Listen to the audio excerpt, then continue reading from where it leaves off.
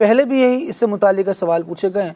اور ایک اور میسج ہے جس میں کہا گیا ہے کہ کمر میں درد اور معدے میں پرابلم ہے، اس کے حوالے سے بھی کہیے۔ صلو علی الحبیب صلی اللہ علیہ محمد صلی اللہ علیہ وسلم۔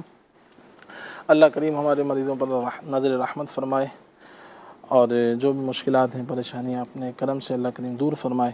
سب سے پہلے خون کی کمی کے حوالے سے کیا کھایا جائے تو یہ پوچھا گیا تھا، تو اس کے لیے بہت بہتر ہے کہ بندہ جو ہے فروٹ کا استعمال کرے، جیسے انگور ہیں، انگور ہیں، سیب ہے، اسی طرح سے خوبانی ہے، انار ہے، اور جامن ہے، یہ بھی لے سکتے ہیں۔ اور اسی طرح سے انگور جو ہے وہ کالے انگور مل جائیں، جیسے موسم نہیں ہوتا تو کالے انگور استعمال کیے جائیں، وہ بھی مناسب ہوتا ہے۔ رات کو پانی میں بھگو دیں، ساتھ میں بادام بھی بھگو دیں، صبح اس کو کھا لیا جائے، یہ بھی ہے۔ اب جب انگور کا موسم ہو تو انگور جو ہے وہ استعمال کیے جائیں، تازہ انگور جو ہوتے ہیں، تو یہ خون کے حوالے سے بہت زیادہ مفید ہیں۔ اس کے ساتھ جو ہے وہ جیسے جب انگور لیں، ہو سکتا ہے کہ بعضوں کو جیسے انگور زیادہ لیں تو کچھ گرمائش سی محسوس ہو، تو اس کے ساتھ دودھ کا استعمال کر لیں، تو یہ بھی ایک مناسب انداز ہے، تو یہ بھی لیا جا سکتا ہے۔ اسی طرح سے جو بھی موسم ہو اس کے اعتبار سے پھل اگر آپ لیں گے، سبزیوں کا استعمال کریں گے، چقندر ہوتا ہے، پالک ہوتی ہے، تو اس طرح انشاءاللہ جو ہے وہ فائدہ ہوگا۔ ٹماٹر بھی ہے، تو یہ ساری چیزیں ہیں۔ اس کے ساتھ ساتھ جو ہے وہ پرہیز بھی کیا جائے کہ اس طرح کی چیزیں نہ لی جائیں کہ جو صحت کے لیے مناسب نہ ہوں۔ جیسے اب یہ سب چیزیں تو آپ لے رہے ہیں، ساتھ ساتھ اس کے آپ فاسٹ فوڈ استعمال کریں، تلی ہوئی چیزیں کھائیں، اور اسی طرح سے ایسی چیزیں لیں کہ جو آپ کی صحت کو نقصان کرے، تو ظاہر بات ہے کہ صحت صحیح معنوں میں بن نہیں پائے گی۔ تو اچھی غذا جو ہے نا، آپ کوئی بھی ٹیبلٹ کھا لیں، کچھ بھی آپ اس طرح کی چیز لے لیں، تو کیا ہے کہ وہ فوری جا کے اس نے خون کا نعم البدل ہو نہیں سکتی، اس میں معاون ہوگی۔ تو اس کے لیے یہ کہ اچھی غذا کا انتخاب کر لیں گے تو انشاءاللہ فائدہ حاصل ہوگا۔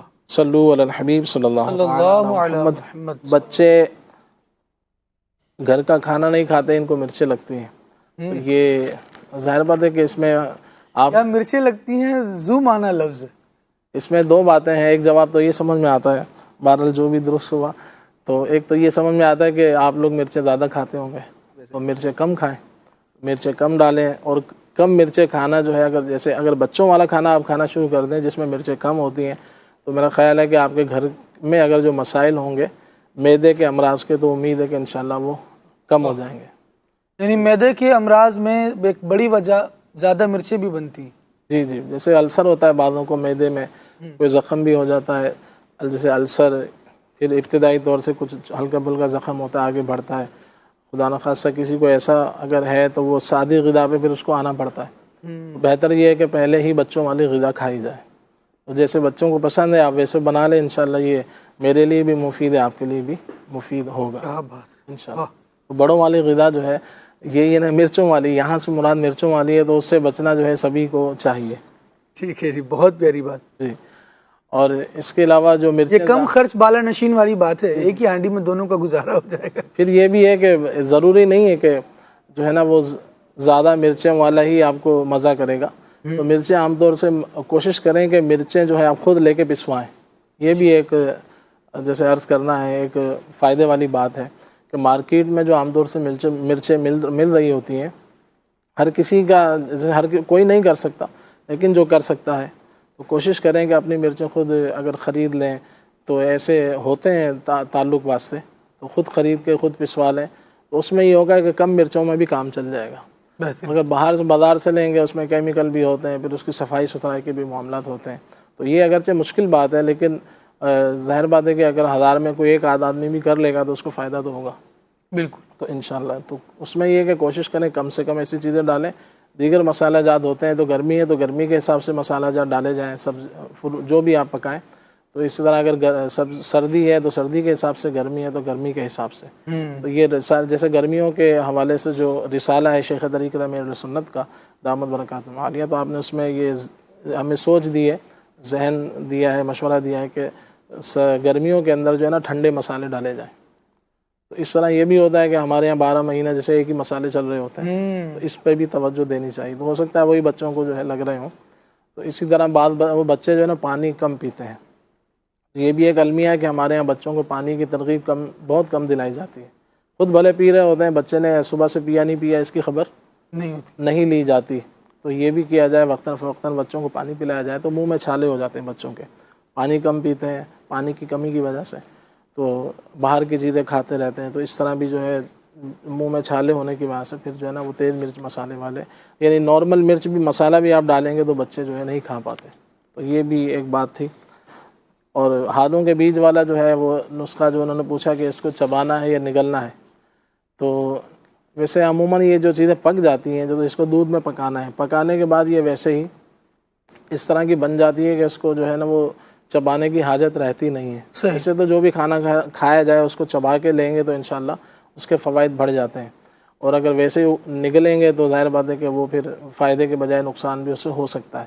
لیکن چونکہ یہ کھیر کی طرح بن جاتا ہے تو اگر پھر بھی اس کے اندر کچھ موٹا موٹا ہو تو اس کو آپ چبا لیں, اور اگر ویسے ہی ہے تو اس میں بھلے تھوڑا سا لکوڈ کی طرح ہے تو اس کو پی بھی سکتے ہیں دودھ کی طرح, تو یوں استعمال کر سکتے ہیں. نزلے کھانسی, یہ جو بچوں کی مرچوں والا معاملہ ہے نا جی, یہ ایک آپشن رہ گیا ہے.